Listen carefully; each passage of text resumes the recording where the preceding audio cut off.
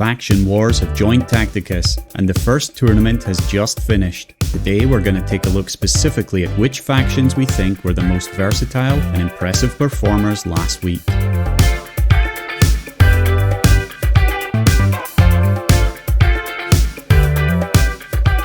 In at number 10, it's the blue-eyed poster boys of Warhammer 40k. Where would we be without these hunks of meat parading themselves on the front of every poster around? Usually they would be ripping and tearing this tournament into pieces, but for some reason they've had their white hero Incisys ripped out of their team in an incredibly racist manner. Who knew that white privilege had failed so far in the year 40,000 AD? This does mean that they are better at lower rarities than higher ones where their damage falls off, but if you want to be getting that crate, they are a force to be reckoned with. And what 40k list would be complete without mentioning this team? Standing in the place of Incisys is the newest ultramarine recruit to Tacticus, Titus. This hero looks like he is straight out of a video game, with his square jaw, movie actor hairline, and rugged good looks. With his unnatural ability to shrug off the powers of the warp slung at him from the forces of chaos, you can only imagine he's been microdosing with the filthy stuff for years. I don't trust him, but I sure do like to see him in a battle. The next two characters are simple fillers that are nothing more than little people poking from the back lines. If you move them anywhere near the front,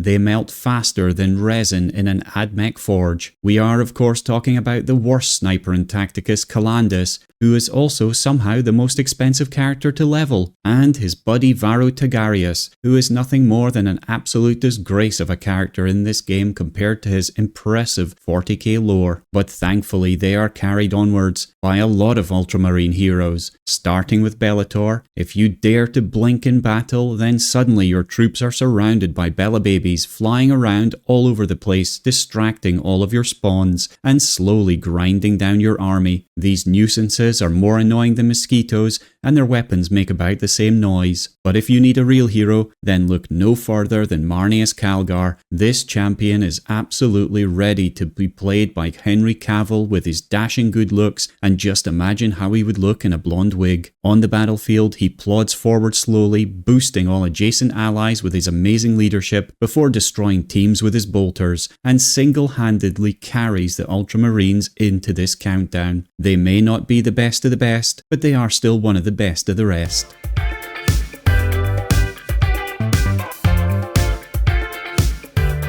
In at number 9, it's the pointy-eared outsiders, the Eldari, who prior to this event many people were tipping to be one of the worst factions available, but I think they surprised everyone and definitely lived up to their image of being a team that pushes themselves to the limit in the most immoral and hedonistic way possible. And this team is really made up of two great characters, two good characters, and Athana, who essentially acts as a sacrificial lamb in this mode. Although Athana can be someone powerful in other modes, she is someone that needs to be stood behind the main force and boosting the crit hits of her team. That works well for the first round when the team is sat on Overwatch, but as soon as a charge happens from the opposition, we want her to be in the front of the Overwatchers in order to soak up some punishment. So like a princess being fed to a wild beast, Athana is chucked in front of the horde and eaten up. Janzar is the only one that is meant to be able to soak up a bit of damage by themselves, but even at a max gold level rarity, they disappear faster than an ice cube shot by a meltagun. They can do a bit of damage before they fall, especially if the enemy stumbles into Eldrion's damage boost range, but generally he's another meat shield in this mode. Eldrion himself does decent damage, and as mentioned is a great boost to the damage of others. I love sticking him behind the two overwatching champions to help deal with anyone that charges at them. Once he has been overran though, he is another one that will pop easily, but he definitely goes down fighting from the back lines. However, the real power in this team is the pair of snipers. It's Morgan Ra and Calandus, and I have to say that I've had some really amazing battles with this pair of rangers. There is something almost military about controlling two snipers, moving them around the back lines, and letting the opposition slowly get massacred. You should give them a game and play with them as two backline snipers that you are commanding. It's a wonderful feeling when it works. It just doesn't work as much as we would hope.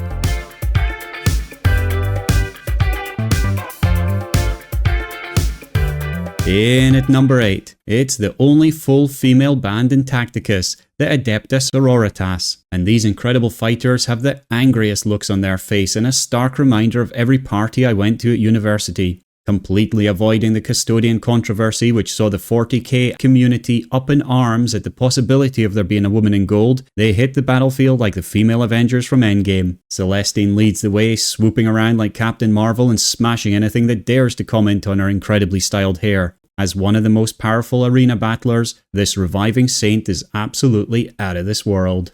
Mormon Val is Rescue, or Pepper Potts as some of you may know her. Decked out in a suit of metal, raining missiles down on her enemies, Val not only being a member of this team, but also managing to sneak into the AdMech team as well. The only thing she is lacking from Rescue is the pink outfit and the ability to fly, but she more than makes up for it with an absolutely terrible Harlequin haircut. Rosita sticks on a mask, holds up some black gloves, and can fire missile bolts from her arms. Yep, you guessed it, it's the replacement for the new Black Panther Shuri. Although not technologically advanced, preferring to stick with a crossbow and a flaming lantern, nevertheless this masked crusader is always on the rampage to take down bad magicians. Vindicta is our very own Scarlet Witch, and she lays down that red flames to suppress, harass, and give absolution in the most brutal of fashion to those angering her lady friends. The only problem is that she doesn't really mind if she hurts friend or foe, so stay out of her way, or you might find yourself zipped back to a 70s TV show. Finally, we have the master of medicinal disciplines, Isabella, who brings the exact same empathetic feelings as Mantis, someone else with extraordinary amount of control over her own body. With nothing more than the power of meditation and prayers,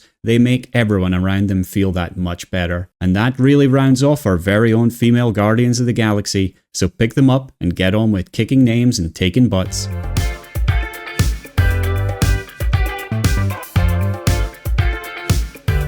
In at number 7, it's the Tacticus Berserkers who love nothing more than to rampage over the battlefield and really punish anyone around them. Although they do an incredible amount of damage in a very short period of time, killing almost whole teams if they get in contact with them, they can be slowed down very successfully and picked off as they come in, which means they don't quite reach the heights that they might do with a real 5th member. Instead, they got Angrax, who although wonderful in legendary events, is essentially useless in this mode other than being someone you throw at the front of your team for your opposition to punch and try and navigate around. I really haven't found much other use for him because if you don't deep strike him in, then he is too slow, and if you do deep strike him in, then he just gets punched. It's quite embarrassing for the powerful Black Legion that not only does their main team suck badly in faction wars, when they substitute into another team, it's just as a decoy. This also goes for Rask, and he makes up the other frontline character for this team. Make sure you position him last though, as his deep strike will give everyone a lovely shield to help them soak up the first turn damage. Like Angrax, he pretty much does nothing after that. His active can get quite powered up if he is focused, but the truth is if your enemies just completely ignore him, he does very little damage compared to the other World Eaters. So there's 2 you can ignore in this team, but the next 3 you really can't ignore. Ascor is such a pain because he will taunt half your team if placed correctly, and then turn all the attacks he receives into a boost in damage for any adjacent melee units. There is a fair bit of tactical nuance to how you play him, but if you do it well, then oh wow, he will really boost your numbers and allow your damage dealers to get into play unharmed. But it's the last 2 characters that really make this team fun to play and exceptional on the battlefield. It's not a given, but if you can get them into battle, they will kill characters, and when you're trying to get to that all-important final crate, these will definitely help you along the way. Starting with Macer, as he is such an underused character, I don't think people appreciate what he does until he smashed his large ball into your face and followed up with a spike to the temple. If you leave him to rampage, then he will just keep piling out the punishment. But if you attack and fail to break through his resilience in one round, then it's almost guaranteed that he will take one of your characters down with him. Finally, the King of Carnage. Karn is an absolute monster on the battlefield. He can easily take down 2 characters by himself in one round, or even 3 if he's already killed someone. He is never a character I appreciate facing, and definitely one you should be prioritizing as the number 1 target in this team. Otherwise, he will just kebab you.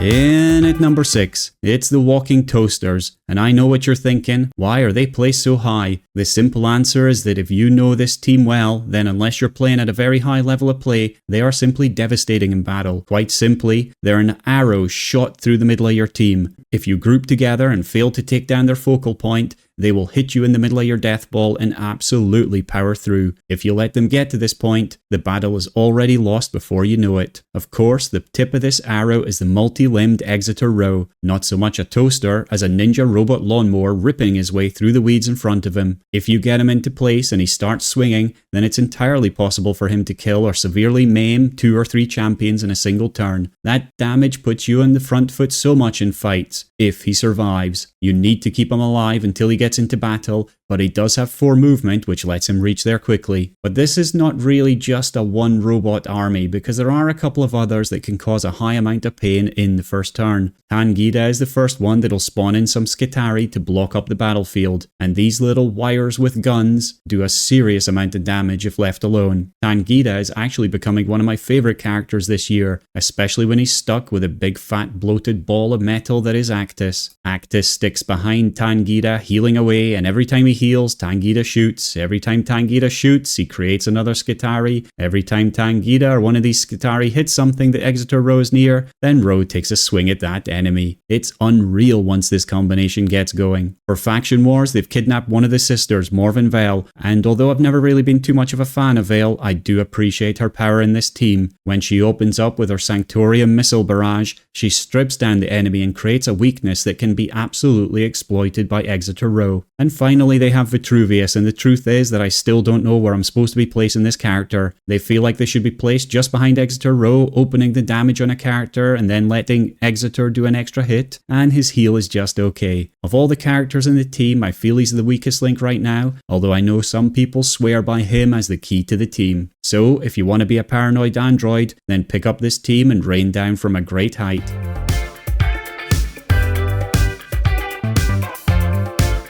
In at number 5, it's the Children of Magnus, and they've got their very own catapult and stingray generator, and this team does require a bit of setup, and that is usually by the one-trick pony Yazagor, who can literally do nothing in this game except set up Abraxas into position. It's quite impressive that someone can be so useless and essential at the same time. The flying goat is meant to be an archer, but I've just never feel like he packs the punch that he should do. Maybe because his colleagues do that enough for him. Abraxas is the daddy of swarming the battlefield. Although difficult in Tournament Arena, it is entirely possible to position him within the range of enemies, spawn his warp horrors onto the battlefield, swap his position with Yazagor, and then have one of his fellow psychers trigger his spawns all over again. He can decimate a team all by himself. But the positioning of Abraxas isn't the hardest part about this team. It's trying to work out who Thamacus is and who Abraxas is in the heat of the battle. Being colorblind certainly doesn't help, and I've often fired Thamacus into the enemy head first, then wondered why the spawns aren't appearing. The rest of the team is just okay, nothing really to write home about, but they do support this tactic well enough. Ahriman flies about dealing damage to multiple characters with his active Doombolt. Then if he gets a ranged kill, he can re-trigger Doombolt, and that adds up to a fair bit of damage, especially if he's backed up with Thamacus dropping a shield on him. It makes him pretty tough to take down. Thamacus doesn't really do much else for me. His ability to possess an enemy is so weak that I often forget he has it. And the final member is Toth, the tank of the team, and you can usually find him slowly plodding behind everyone else. His main goal is to get a Hellfire missile salvo just after Abraxas is spawned, because this hits everyone that has taken psychic damage this turn, and that can really lower a team's health. Other than that, he doesn't really do much except poke at enemies with what must be a toothpick, because it certainly isn't damaging. But they all have the coolest paint job in Tacticus right now, so they all get extra bonus points for that.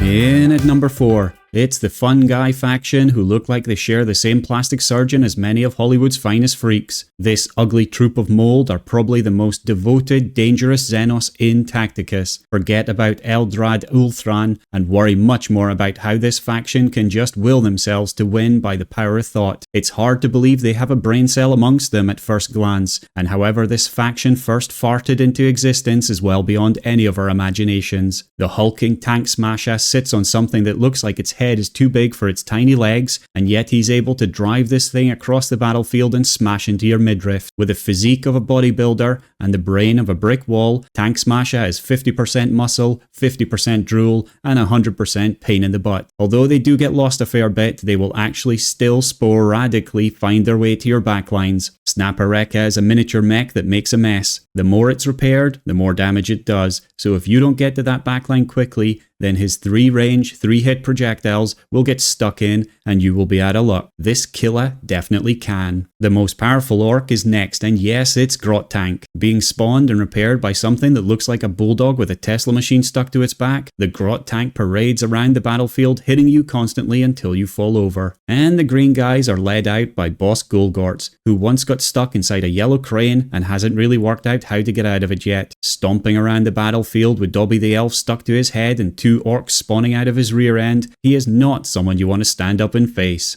But the real mushroom cloud is Snotvlogger and his horde of grimy grots. The grots multiply so quickly, they need as mushroom as possible, so good luck taking them down because they definitely believe in growth and building to capacity. It's like a Bill Murray movie where you're stuck hitting the same thing over and over again for eternity. I didn't used to like these orcs, but after the rework, they've certainly grown on me.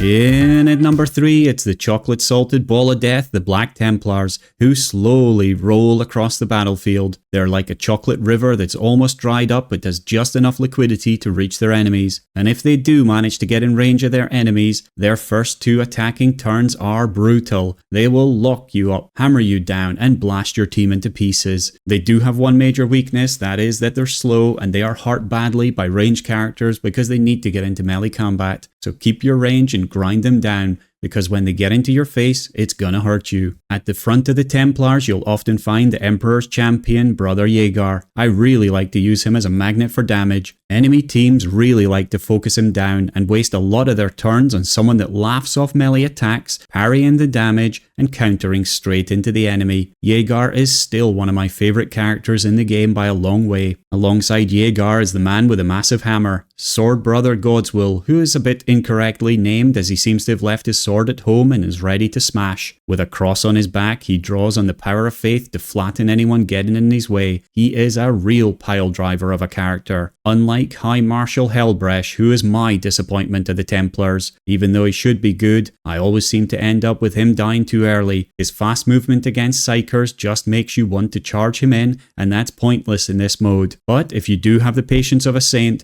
then his active will boost your nearby Templars in a pretty big way, so just make sure you aren't a sinner man like me. The mighty stalwart Brother Butchard is a serious beefcake with double bolters and double fists that pound enemies into submission. His bald head reflects the light of the candles stuck to the top of his backpack, and let's be honest, they probably caused his baldness with a surge of flame. Speaking of flame, he blasts the opponents out of existence with his Frag Storm grenade launcher, finishing up the 6 weak characters around him. And finally, to round off these holy warriors, we have ancient Rambo Thoriad. We call him Rambo because after 2 of his Templars have died, he buffs himself by a massive amount and then goes rampaging into the enemy, waving his flag in their faces. Often misused by new players, he really is someone that you should be keeping at the back of the team and then unleashing when the heathens in front of you least expect it.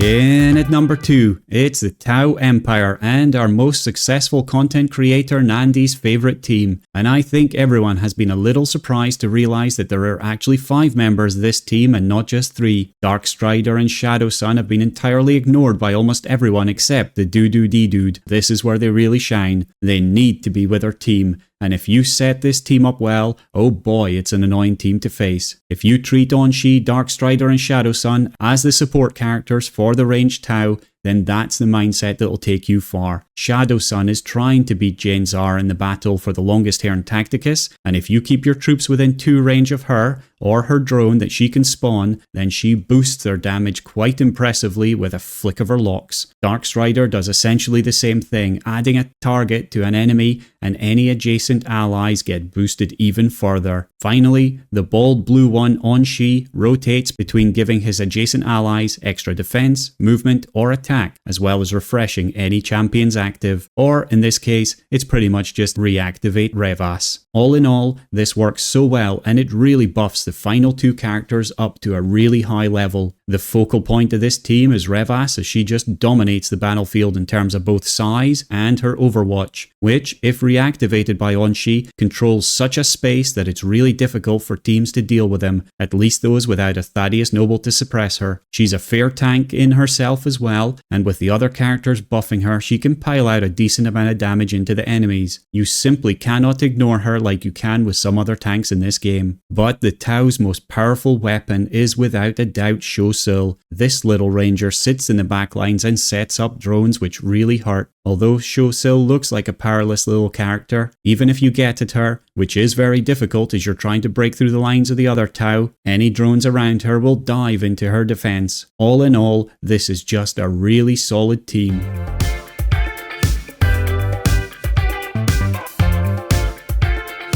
In at number 1, it's the stinkiest Tacticus faction, the Death Guard. These ridiculously over-armoured, festering filth sit in a corner like a group of sad teenagers that decided to dress in Kermit the Frog colours. When grandfather Nurgle decided to adopt these feculent fellows and turn them into the foul fecal matter that they've become today, he thought himself as a 40k Father Christmas bestowing wondrous gifts on his children. But the truth is that he is just a fat blob who feeds on despair, and there are no redeeming features on any of the Death Guard in Tacticus. Corodius spawns poxwalkers like a teenager spawns acne, and then rings his bell to bring them to lunch while dragging his huge balls behind him. He doesn't really do anything much in truth, and it's just a big rotten meat shield for the others after the poxwalkers are out. And talking about absolutely useless characters, we can't forget Reese Witherspoon's rancid cousin, Estilian Weatherpuss. The putrid explosion of fly-ridden alchemy spends his days creating bottles of poisonous liquid to drink up through the straw attached to his mask. The only thing it does is make him think we can actually use him in battle. Thankfully, these pair of contaminated cankers are backed up by 3 of the best characters in the game, starting with the hulking Maladus, who carries not 2 but 3 giant balls on a flail that wafts poisonous fumes in the general direction of anyone in the battlefield. He then moves slower than a sausage dog into battle. Thankfully, the Death Guard teenagers don't move anywhere very fast, and death ball up waiting for someone to stumble into their stench, and at which point Maladus swings his flail and kills them all. Their leader Typhus is a mage with a horn on his head and a giant reverse Prince Albert under his codpiece. Wobbling around like a lime jelly, his breath is enough to take out whole factions in one go as he hasn't brushed his teeth in 10,000 years. But the final piece of this putrid pie is the one and only number 1 most versatile chaos character in the game, Nauseous Rotbone. As someone that spends his days rolling in the feet of Mortarion, one can only imagine the stink that comes from him in waves. He doesn't so much heal people as he just keeps death at bay by forcing those near-becoming corpses to smell even worse than if they had lain around from the beginning of time. As he watches his faction fall to 1 health, he just waits, and then somehow takes his 75% chance to revive, and if he's on the opposition team, turns that into a 100% chance. If he's on your team, you're lucky if it's 35% chance. So although this faction might be the rulers of faction wars, to me they will always be the jolly green teenagers that just need a really good bath. And that is the top 10 factions from last week's Faction Wars. For the remaining 5 factions, everyone except Black Legion could have sneaked into position 10 in the leaderboard, and maybe we'll see them being higher up next time. I will be honest though, it's been really difficult to put these into order in this mode because it's so fresh, and it depends a lot at which rarity you're playing at. As I don't have all the characters at Gold 1 yet, it's difficult to make a real personal opinion on them, so I was definitely listening to the community, playing as many casual matches as I could, and then it was a definite collective effort from my guild. And so now I need feedback from you. Who do you think was the best faction last week? What's your top 10? Let me know in the comments below.